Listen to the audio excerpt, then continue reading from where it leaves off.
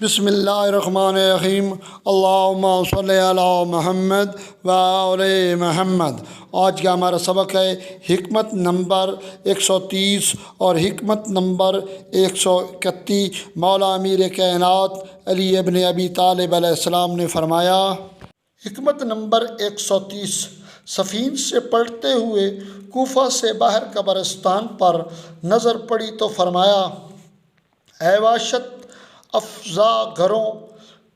اجڑے مکان اور اندھیری قبروں کے رہنے والوں، اے خاک نشینوں، اے عالم غربت کے ساکنوں،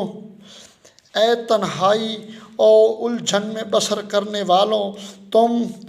تیز رو جو ہم سے آگے بڑھ گئے ہو اور ہم تمہارے نقش قدم پر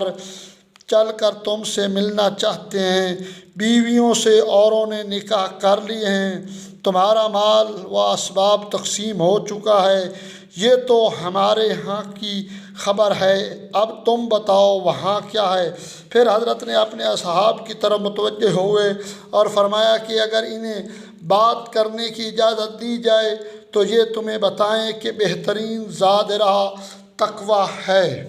حکمت نمبر 131، ایک شخص کو دنیا کی برائی کرتے ہوئے سنا تو فرمایا، اے دنیا کی برائی کرنے والے، اس کے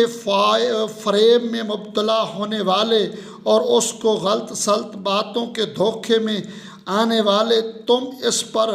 گرویدہ بھی ہوتے ہو اور پھر اس کی مذمت بھی کرتے ہو۔ تم دنیا کو مجرم ٹھہرانے کا حق رکھتے ہو یا وہ تمہیں مجرم ٹھہرانے تو حق بے جانب ہے۔ دنیا نے کب تمہارے ہوش و حواس سلب کر لیے ہیں؟ کس بات سے فریب دیا؟ کیا ہلاکت و کانائی سے تمہیں باپ دادا کی بے جان ہو کر گرنے سے یا مٹی کے نیچے تمہاری ماں کی خوابگاہوں سے؟ کتنی تم نے بیماریوں کی خبر دیکھ بھال کی اور کتنی دفعہ خود تیمارداری کی اس صبح کو کہ جب نہ دوا کارگر تھی نظر آتی تھی اور نہ تمہارا رونا دھونا اس کے لیے کچھ فائدہ تھا،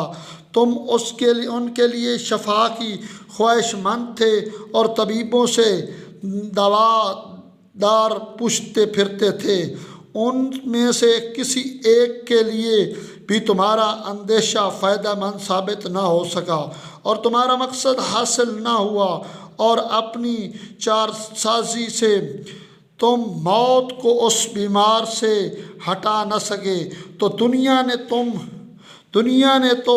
اس کے پردے میں خود تمہارا انجام اور اس کے ہلاک ہونے سے خود تمہاری ہلاکت کا نقشہ تمہیں دکھا دیا۔ بلا شبہ دنیا اس شخص کے لیے باور کرے سچائی کا گھر ہے اور جو اس کی ان باتوں کو سمجھے، اس کے لیے امن و عافیت کی منزل ہے، اس سے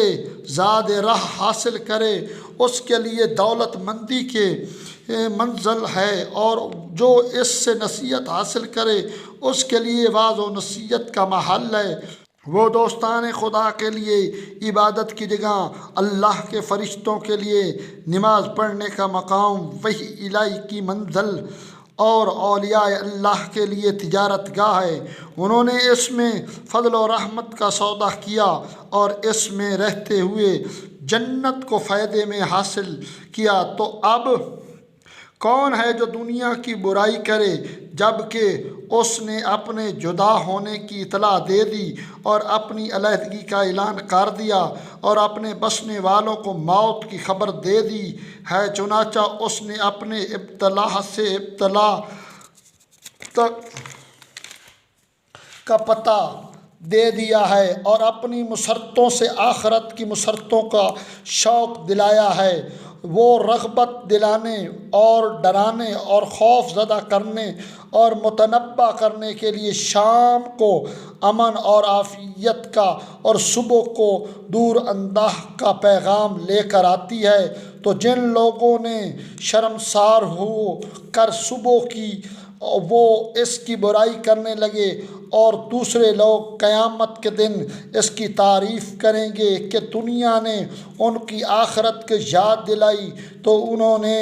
یاد رکھا، اور اس نے انہیں خبر دی تو انہوں نے تصدیق کی، اور اس نے انہیں پند و نصیحت کی تو انہوں نے نصیحت حاصل کی۔ اللہم صلی علی محمد و آل محمد۔